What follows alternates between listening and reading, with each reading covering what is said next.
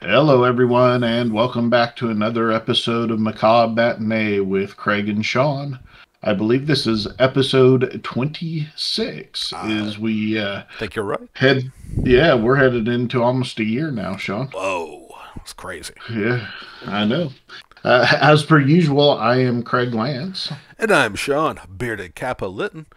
And and today, oh, yeah, sorry. go ahead. Let me get No, it. go for it. All right. And Yeah. today we have a very special guest to talk about this film with us. Lorna, go ahead and introduce yourself. Hey guys, my name is Lorna. I am a huge fan of this movie, and I cannot wait to discuss this with you guys. Oh, well, we're excited to have you, and I know personally how big of a fan you are. Which I was like, whenever we were going to get to this film, we definitely had to make sure we could get you on to talk about it because, yeah, this is going to be a lot of fun, I think. So, what film are we talking about? We are going to talk about The Crow from 1994. So, if you haven't watched this movie yet, because I assume you've been like locked in a storm shelter or something for the past 30 years, Right. now is your chance to go watch this. Pause us, go watch the movie, come back and listen to us give our, I guess, less than stellar, maybe brilliant, depending. I mean, Lorna's certainly going to bring up the intelligence level of the show. So, it, can, uh, it can only get better with her here. So, yeah. So as I said, this is The Crow. It was released in 1994. It was adapted from the James O'Barr comics and graphic novels by David Shaw and John Shirley. It was directed by Alex Proyas. It stars Brandon Lee, the son of martial arts icon and actor Bruce Lee, as Eric in what would have been his breakout role, but it was also, unfortunately, his last role. yes. Uh, it also stars Rochelle Davis as Sarah, Ernie Hudson of Ghostbuster fame as Albrecht, and Michael Wincott as Top Dollar. You might recognize Michael Wincott as the cousin of the Sheriff of Nottingham in Prince of Thieves. Right. Uh, so, this story starts on Devil's Night, October 30th in Detroit, and the police are investigating the scene of a violent crime at the penthouse loft of Shelley Webster and Eric Draven. They find Shelley beaten and raped, and Eric, her fiance, lies dead on the street below. Sarah, a young girl who the couple had been taking under their wings, so to speak, shows up as Shelley is being loaded into the ambulance, and Sergeant Albrecht is left to tell Sarah that her friend is not going to make it. The story then advances a year with a crow landing on Eric's grave and tapping it. As it does so, Eric climbs from the grave. And meantime, in the city, the group of thugs and wannabe gangsters roam the city, causing chaos and lighting everything on fire. As you do in And Detroit. This is yeah, Sean, how do we know they're thugs? They live in Detroit. Because they're dressed in leather. Oh, they are dressed in leather. The typical 90s and 80s way of telling that you're a thug. And so Eric heads back to town following the crow back to town, and he heads to his old loft where apparently nothing has been repaired and no one is living even after a year.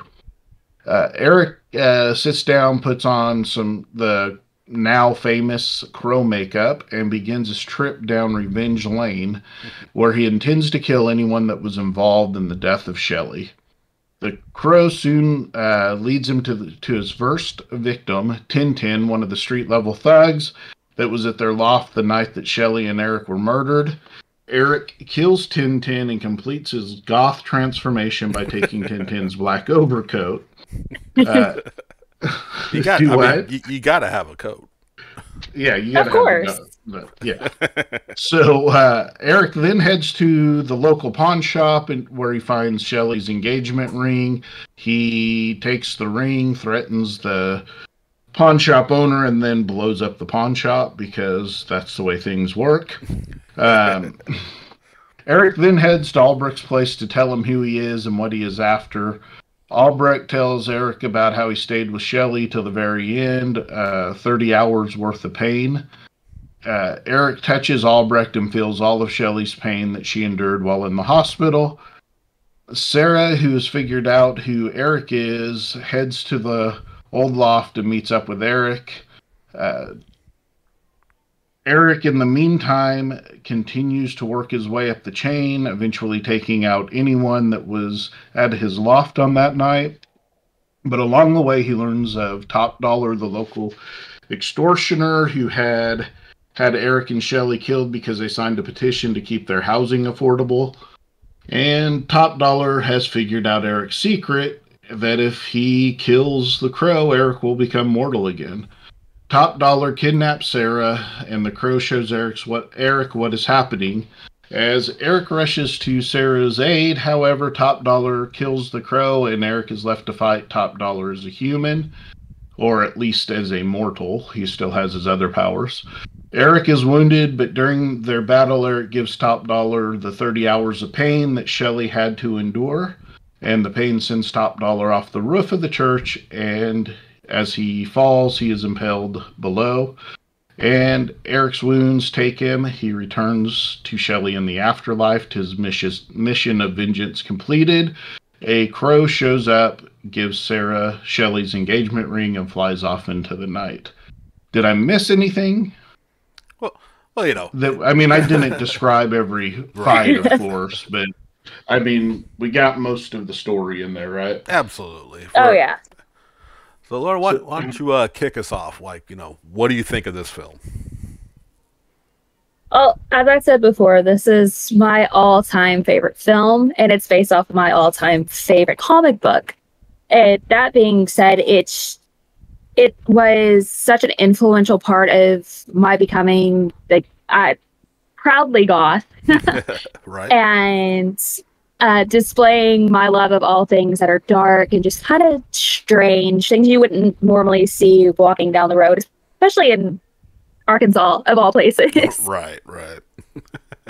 Well, you touched on the goth aspect, and I would say that this movie, if you're going to talk about goth and American culture in the late 90s, 2000s, early 2000s, you could draw a straight line from 80s punk to this movie and then to that culture. So I don't think you have that culture without this movie, probably. Oh, this movie. Of course not. No, go ahead.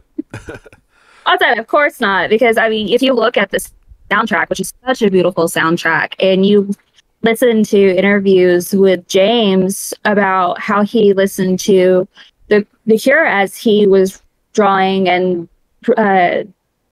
making this comic, he says how much of an influence that they were, that they even did a song for the soundtrack itself. So that just goes into that 80s influence into the goths of even today.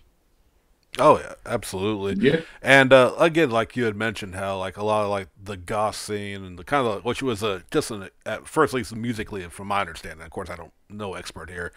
Came from kind of the punk era, but definitely that underground scene. This movie brought a lot of that look and the style, and I think especially and the director did this killer job with this capturing that whole gothic imagery and style. Originally, he wanted to film this in black and white to be more true to the comics. But since this was way before comic book movies were just so mainstream, and probably could have gotten away with that, so he shot it as dark as possible, and he just really he did all those tones of gray. Yeah, absolutely, and I think he absolutely nailed it. This was, I'm sure there was many movies inspire many clothing and attire, but I'm sure this had to kick off, at least in the mainstream, at least bringing kind of attention to a wider audience. His look, the tight black shirt with the leather pants, the trench coat, and just the music alone, like you said, the soundtrack, just being amazing. I'm sure that this movie opened up the bands that were featured into a lot of people. Oh, certainly. You have bands like Nine Inch Nails who were on it, Stone Temple Pilots, they were on the soundtrack, and to watch their growth from that soundtrack to what they are today is just you have to give a little credit to The Crow. Oh, absolutely. Yeah, I mean this movie not only inspired the gothic culture, it inspired new metal Oh yeah. uh, as we know it today as well. So Oh we talked about Brandon Lee a little bit. His charisma to me in this movie absolutely carried this movie. oh for sure. Oh, He definitely. he's such a charismatic person, or he was such a charismatic person, such a tragic loss. He lost his life in one of the stunts on this movie. Um, and I guess they must have been close to the end of filming when it happened because they were able to still put the movie together. Yeah. I know they did get a stunt person in to fill in some of the distant scenes and so forth, but Right. Oh yeah, like you'll be able to tell where it's not him. Like right, any of them, like where he's in the apartment, you can't really see his face. right, He's walking down the alley, things like that. Right. And yeah, it was just yeah, tragic accident. Just my understanding was like a piece of the blank that the fires off for a gun, like it was right, somehow combusted in a piece of shrapnel basically from the shell shot out the gun, right. and it just unfortunately caused his passing. Which if nothing else, it did actually change the way like that. It brought attention to like, okay, we have camera angles. This is all set up by us. You don't have to point the gun at the actor, Yeah. to avoid this again. So like, Hmm. if nothing else, that definitely came from this. It definitely like, because he had already done like what was like Showdown in Little Tokyo or something like that, or yeah, I think he did like some action movies, little small parts, and a lead in that one, I believe. And I remember when I believe I was reading that James O'Barr was actually hesitant because he knew him from that film, and he was like, "Well, I don't want the Crow to be some martial art, flipping, kicking, action role." And then he saw Brandon Lee in full makeup and just quoting the comic, wasn't necessarily reading like the script itself. Like he had shown that he had done the homework and he was really passionate about this project, and absolutely sold him on it. Oh, Oh, that's pretty awesome. definitely. He had actually James had wanted Johnny Depp to play Oh, Eric Draven at first. Of course he Yeah. did. I mean, right, come on, it was the early '90s. Everybody Right. wanted Johnny Depp. Yep. man. But as I was gonna say yeah, but that's as an alternate said, world. Sorry. right? But no, he just as soon as he had met Brandon and saw everything put together, it was sold. It's again it's just tragic because this kid was certainly going to separate himself from who his father was. When you Right. watch this movie, you and see the charisma that he portrays and his acting chops in this movie. Um, you know he was about to really explode, and he did after this movie came out. But unfortunately, there was just that was that. So. Which I don't know if it added to the mystique of this movie or not. You kind of hate to say something like that, but I feel like there was so much buzz about it before it happened, before the movie came out, Yeah. I that mean, it probably did a bit. no, absolutely. I'll be honest, because this is in '94, so I was like 14 when this came out. I know I didn't see it immediately, but like I did catch it in theaters, and yeah, I'd never heard of Brandon Lee because I hadn't seen any of his stuff, and I certainly never heard of the comic book when this was in theaters. But you heard like, hey, an actor, yeah, you heard at school that an actor died making this film. It's a dark, gritty thing, and like so it definitely drew me in as well as I'm sure plenty of people drew in to at least see the film, and and I'm grateful for it because honestly that did I think draw in a little bit more of an audience to his last performance. Sadly, it being his last, but like this movie may not have been as big, and not saying like that's a positive because him having to pass away like that. But yeah, I think it absolutely brought more people into this small film based on an indie comic that a lot of them may not have watched otherwise. Yeah, as you said, that back then there really weren't a whole lot of comic book movies. Batman had just been relaunched, and they had went back to the campy style of stuff. Right. No one, I don't think it was even really discussed that this was a comic book movie at the time. Oh yeah, I It had no was idea. just yeah, it was just pretty much portrayed as the movie for what it was. Um, you talked about the soundtrack a little bit, and man, is it absolutely amazing and perfect for this Oof. movie. Yeah, even the non like I guess I would say band parts of the soundtrack, just the background soundtrack is Right. just absolutely fantastic. Oh, yeah, definitely. His guitar solo that he does on the roof was my ringtone for a long time. So do you know? I don't know this, but do you know who actually played that, or was it really Not off Brandon? the top of my head. Yeah, Yeah, I didn't see anything info on that, but yeah, I'm sure they just. I mean, it very well could have just been a local guitarist or someone they had hired on. Not sure about that, but yeah, that's one of my notes actually in here is like you bring him back from the dead to avenge his loved one and rip sweet guitar riffs on the roof. You know, what I mean, got your priorities when you come back from the dead. Oh, that's a little thing that was different from the comics because in the comics, Eric Draven's actually a mechanic, and whereas he's a musician in the movie, and I like that little difference there. Oh, okay. Yeah, it's been a while since I read the comic. I forgot about that. yeah. I don't know. You know, I've read a lot of different Crow comics. I don't know that I've ever read the original, Really? which makes me probably makes me a bad comic fan. Nah, Yeah, there are a don't lie to lot of him. Don't lie to him. versions. No, I mean I've read a lot of different Crow stories Right. throughout the years, but I don't know that I've ever read the first one. Hmm. I will have to remedy that. I blame my sister. She was that late '80s, early '90s goth that got me into Uh, all of it. Oh, okay. Yeah. yeah, and for those of you saying, well, Craig, Sean, you usually discuss horror movies. This isn't really a horror movie.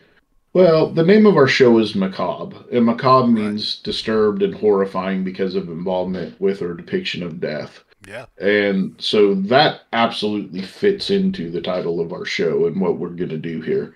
Mostly it will be horror, but there's going to be times when we pick a movie like this just because of what it meant to the world at the time. Well, So, for sure. But let me. I'll speak on that though, because I thought about that yeah, too. Because this may not be like what people think of as a traditional horror film. But we right. we have a very handsome undead man slaughtering people in the streets, who is taking revenge for a brutal rape and murder of him and his fiancee. That's as horror as it gets. Yeah, he runs on rooftops like too many superhero movies don't do. So thank you, Crow, for actually doing the rooftop running scene. We don't get that anymore. I really appreciated that myself. But no, I this think is a it's total. because of the yeah, I mean, I think it fits horror except for the fact that in this particular sense the undead killer is the protagonist of the movie. Yeah, sure, but Which makes it a little bit different, which we will probably get to again because I mean at some point we will probably talk about An Interview with the Vampire, which is oh yeah, another movie that leads straight to the goth culture, um, Yes. which again has the vampires or the undead as the protagonist. right. So And I still feel it's horror, even if we're rooting for like what would normally the undead are the enemy. Although we root for them sometimes too. yeah, I was gonna say you and I usually root for Exactly. the killer anyways in the That's true. movies. So, But even though if you're not They turn out to supposed be the better character. I'm right? telling you, Jason Voorhees ain't spoke a line of dialogue, and he's still better horror protagonist than anybody else out there. But what I was gonna say too, though, it's been a while since I watched the film before getting the notes ready for this show. I forgot what a stellar cast this has. I mean, besides obviously Brandon Lee Yeah. carrying the film, but like from everybody that you already mentioned in the beginning to T-Bird. Now I can't think of the actor's name, but he is forever the dude from the Warriors for me, and I completely forgot Oh, that I was totally him. forgot he was in the Warriors. And Yeah. he's the one the Warriors come out and Yep. play. Like I was like, yeah, and he has. I still use this line randomly out of context, and hardly anyone ever picks it up, and I don't blame them. But my line from the movie I just love is like, "This is the really real world, man. There's no coming back. It's the really real world." The really weird. I don't know why that line stuck with me. I will use the really real world for just random occurrences that like no one even knows I'm referencing The Crow. Uh, I'm trying to look and see who played him right now. So you guys carry on for just 1 second. Well, right on. I say another. You also got to look at Tony Todd's in it, and it took me several times watching the movie to be like, "Oh my gosh, that's Candyman!" Oh, right. Yeah, I actually meant to make a note of that. Yeah, good eye. Yeah, again, you're forgetting like him being like Candyman's in this movie. That's amazing. That's right. Lawrence Mason was Tintin's name. Lawrence, yeah, like Yeah, and Tony Gotcha. Todd, who, as you said, plays Candyman, is in this. There really just is a lot of people in this movie. And I always get Michael Wincott, who played Top Dollar, confused with the guy from the third Karate Kid movie, who also played the lead vampire in Vampires. Oh, I can't even keep track. Yeah. Right. Yeah. It's been For a while some reason, since I watched Karate Kid 3, so. Yeah, it's only their nose that's different, but I always have to look it up and go, okay, which one is this? But I was gonna say too, yeah, you bring up Top Dollar, like he's when he comes on screen, like he's just that captivating madman. Like I think like him, as good as we said, like with Brandon Lee's charisma and how he carried the film, I think he went toe for toe with him on just like commanding the screen when they were together. Like it was just like this great lines to just intimidating presence to creepy presence. Like this is a movie about an undead man coming back from vengeance, and I'm still creeped out by this dude and his sister obsession with eyeballs and apparently and apparently banning people to death or whatever they did to that poor woman. Yeah, I'm exactly. not sure that she did not make it through whatever they were doing. So. And they had a very unhealthy relationship for brother and sister, I would say. So, I could agree with that. Look, man, I'm not here to judge their culture. They do what they do, which might be each other. I don't know, but I don't know. But even I believe was that Ming-Na. I think was it's No, Bei that was Ling. yeah, Bei Ling. Bei Ling, like even her, even though minimal dialogue, but just like still that like creepy but hot presence the entire time, which was so worked to to Top Dollar being the very aggressive and just constantly especially when he got riled up like getting angry while she was just silent there and you just never knew when she was going to stab somebody. Yeah, which is always fun, right? When Oh yeah, the random person just decides to stab people. But yeah, you were talking about Michael Wincott, the guy that played Top Dollar, and yeah, he's just a fantastic actor every time you see him in something. So It's that voice. Yeah, right. Right. It's the way he delivers his lines. It's the voice. It's all of it. Yeah. And you just got to respect the man who sat there and watched his entire crew light up a dude with all their guns, get taken out, and decide, you know what, I got to kill this fucker with a sword. So, Right? that's a man who has to handle business on a rooftop, no less. He was ready. He was down for this. Well, and then Eric had to like break the lightning rod off to fight him back. So That's great. We were actually watching. We watched it this morning, and my husband and I both commented like, if you watch Brandon, you can tell that he's portraying that antenna lightning rod as heavy, and it's just like these little nuances you pick up, and that these actors do. You're like, "Ooh, they're really committing here." Oh yeah, oh no, for sure. And that was the thing too. Like, even though it had some pretty big names, especially for the era, and even still today. For this almost indie project. 'Cause like I said, to me, at least when I was growing up, I had never heard of the comic. It was just a movie starring Bruce Lee's kid, and like, but everyone, even the ones who aren't maybe the best actors in this film, or even some of the smaller roles, like in the crew, as he has worked his way through them, they acted their asses off. Like everyone was like passionate about this movie, and it really shows in the end product. absolutely. I mean, even the little girl that plays Sarah Yeah. does a fantastic job. And sometimes it's hard to find kid actors that can portray um, that kind of pain and emotion in a movie. Oh yeah, So absolutely. yeah, I absolutely love her character. She what really great is she pretty much had to create that own character because Sarah was not actually a big part of the comic book. So she was able to take the script and develop Sarah into a much more solid character than what you saw in the comic. Right. and spoiler alert, Sarah is actually a big part of the second movie. Yeah, the second movie is not one I've seen in a while. I know you watched it not too long ago, which we may. I did watch it not too long ago. But yeah, the second movie kind of revolves around Sarah and her helping the Crow in the future. Oh, that's Yep. right. That's right. Yeah, It's the City of Angels. that's correct. Oh yeah. Like I said, been a little bit. Remember, I know I watched it a long time ago. It'll be definitely one I'm sure we'll eventually revisit for the show, if nothing else. But well, I was gonna ask, like, like I know Craig, you said you hadn't read the original book or anything, but like, you go to conventions, and Lorna, I know you love the Crow, so obviously you still see a lot of it. Like I personally still see a lot of influences from this movie, from reprints of the comics to the various like spin-off titles, because obviously you're not going to have a continuation if you read the story. But like, I mean, to this day I'm shocked if I don't see at least one Crow cosplayer at conventions I go to. We even had James O'Barr come to a few local conventions here in Arkansas a few years back.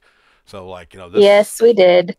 So like the movie, if not the book, also has this really left a big impression. Now, Lorna, I know you have a long history with a little store called Hot Topic. Oh, yes, I do. Did you see, like, from your customer base, or like this like merchandise, like it's still going for now, isn't it? Oh yeah, the company actually just re-released a shirt that says it can't rain all the time. Oh, And wow. I'm sitting here thinking, I have a shirt from the 20th year anniversary in 2003, and it, again, came from Hot Topic. And nice. just to see that that round, just the cycle just come back and back, it's amazing to see. Oh yeah.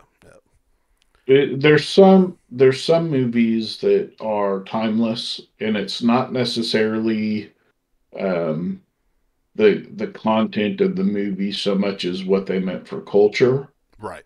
And I feel like this is one of those movies. Not that the story itself isn't fantastic, and all of those things, but I feel like what it did for culture has been as big a part of the story of this movie as anything else.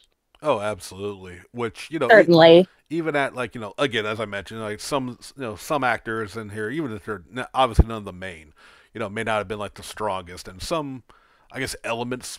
I'm not going to call this, like, what am I trying to think of the best way to say it so Lorna doesn't yell at me. Uh, but like, That makes for good radio. Let her, yeah. right. But like, and not in a negative way, but it is a very simple story.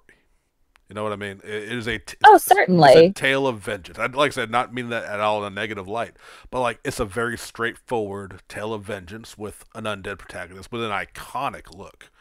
But regardless of that, like, if this movie was, say, made today or didn't have the mystique that this film has, it might be more overshadowed. But again, right time, right place, unfortunate tragedy that is connected to it, still made for a film. I think that's still, like, yeah, as we just discussed, it still touches people to the day. It's still part of the lexicon of the geek culture. I'm sure the goth culture. I'm sure just culture in general. Yeah, there's absolutely. no doubt. Yeah, I was going to ask you, Lorna, did you go and meet James O'Barr? Yes, I did. I cried when I met James O'Barr. I was okay. So, like I said, my oldest sister is the one who got me into all of this, and she actually got a lot of his stuff signed by him at Dragon Con in 1993. Oh wow! 1993, 1994. So I was able to take one of the postcards that has his signature that's dated in 1993 and get it signed by him in 2016. Oh, And the fact nice. that I'm sitting there like in line with my postcard and my Batgirl cosplay and all things, shaking. And as soon as I walk up to his booth, I have my pop that he customized, which is great, Oh, and my postcard, and I'm shaking and like I start tearing up because he's honestly one of my idols. His work influenced me and my sister and even our relationship so much. I'm just sitting here trying not to blubber as I talk to him, and he was so sweet. He goes, "Just calm down. Go ahead and let's get this signed." I was just like, "Okay, I promise. I'm gonna try." Yeah, But he's a pretty great guy. it really is. It was such a wonderful experience, and going to as many conventions as my husband and I go to, that meeting James is probably one of my top tier experiences. oh, that. Did you pick up any art from him, or did you just get some stuff signed? Had, I not that do there's, have some of I his don't mean it like prints. just get anything signed, but Oh you know. no, I definitely have prints from him. Like I said, I have the little pop vinyl figure that he customized and signed because it was really funny to watch him do that one. He grabbed it, he took the box, he started getting it out, and I'm just like, "What'd you get in the pop out of the box for? What? Why?" And he's like, "These aren't supposed to look like this," and he made it all. He took his permanent marker and drew on it, made it look more authentic, and I was just like, Oh, "I'll take it. I will nice. definitely take Yeah, that one." yeah, no doubt. No, that's very cool. Yeah, like I was at the con, but like honestly, I didn't have anything, and just like just seeing them there, seeing enough people interacting, I'm like I'm gonna let real fans, because like I'm a big fan of the movie, and I read the comic a long time ago. But what I was gonna mention is like we mentioned like the spin-offs and stuff, and I know I sent it home with your hubby. I don't know if you've had time to read it. I'm not trying to put you on the spot, but like one of my favorite Crow books was the one I gave to Jeremy to give to you. I hope that got delivered. Yes. Yeah, Yes, it did. about the park ranger that comes back as a crow and as a female lead, which in my mind, because that was probably early 2000s, late 90s. Not seeing this, I don't know, something about the female lead. This it being a female lead made me like, I'm gonna check this out. Plus, the art was gorgeous, so I read it. Oh, Had it, well, definitely. had it for years, loved it, but after a while, I was kind of clearing out space out of my collection. I'm like, this is going to Lorna for sure. It was greatly appreciated. He brought that home, and I was just like, "Oh, okay, thank you." Fantastic. Absolutely. Well, okay. I guess we've. I mean, I'm sure Lorna. I mean, is there anything else you want before? I'm not trying to wrap it up too short, but like, yeah, is there anything else you want to say about the movie, Lorna?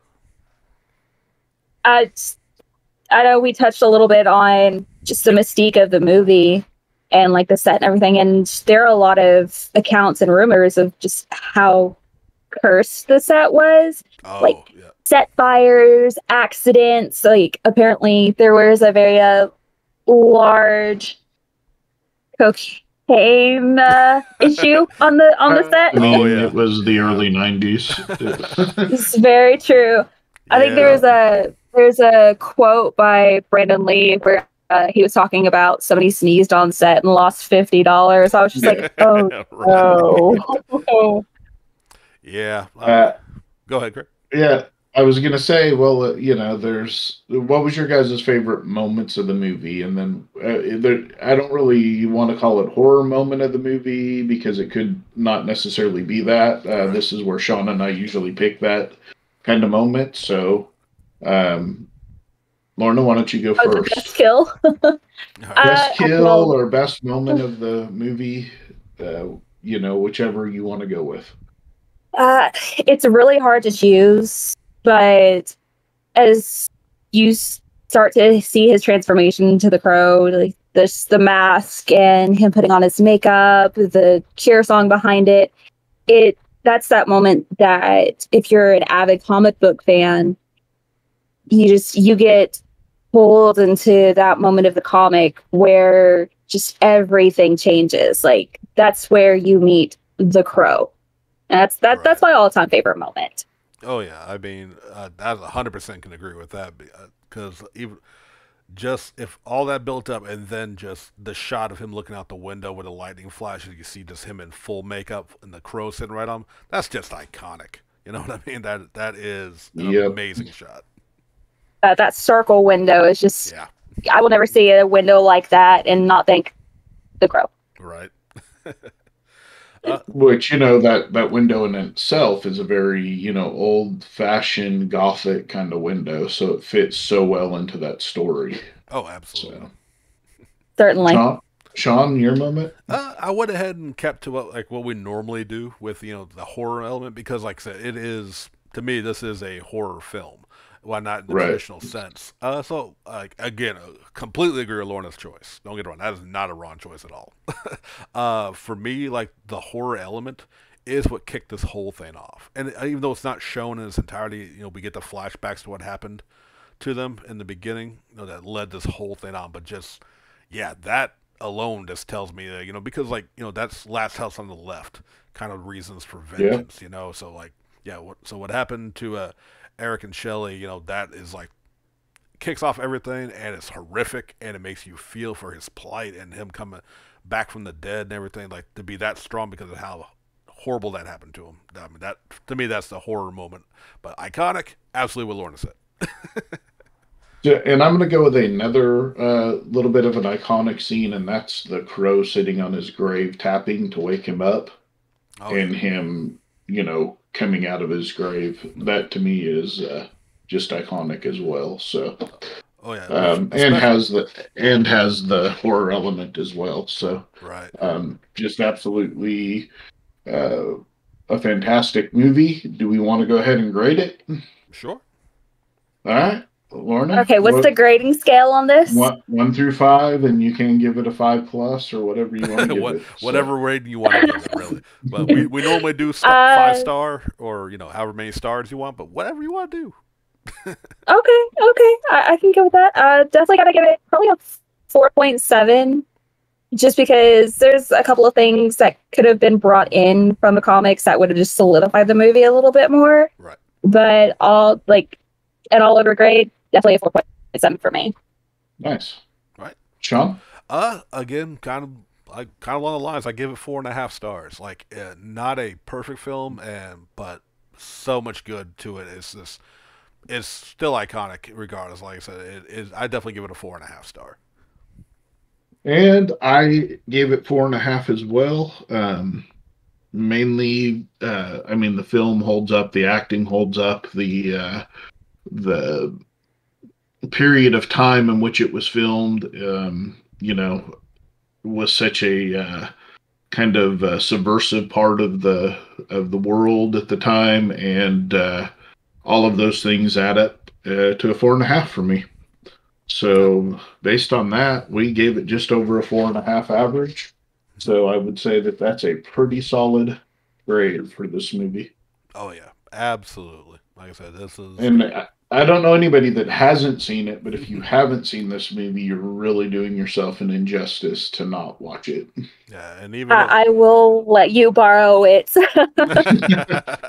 She will find you and she will hand you the movie herself.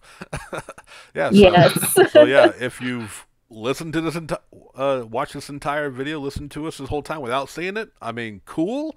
But you should have taken our advice first, because we did. I mean, we talked enough about it. It's still plenty to see. We can't cover everything. I only have so many gifs and pictures I'm throwing here in the slideshow for y'all to enjoy.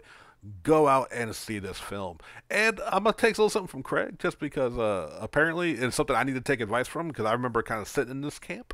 Don't hate on the sequels without revisiting them, because honestly, I think like I was kind of still rewatching this film when City of Angels came out, and my mentality was, I think a lot of people was just like, it's not Brandon Lee's character, or obviously in real life, no, it can't be him again. But you know what I mean? Like, I remember having very negative feelings about the sequel going into it, and now after Craig, you said you watched it recently, and I kind of like, whether we do a video on it or not, I kind of want to revisit it now, give it another shot. No, once you watch it, we'll determine that, because I agree with that. Yeah, I think especially the second one, deserves a revisit, because I just recently watched it as well, and it brings Sarah back into the story, and it has its good points, definitely. Okay. And good acting. So yeah. Yes. Right. I love Vincent Perez. Yeah, he's really solid in that movie. Right. Definitely. Well, there you go. We recommend this one and the sequel. 2 out of 3 of us. I haven't watched it long enough to be able to recommend them, but 2 out of 3 ain't bad. Thank you all for tuning in and checking us out. If you liked what you saw and heard, like, comment, subscribe, share. You know all the good deals. Lorna, thank you so much for joining us on this film. Oh, it was a pleasure. And we will catch y'all next time.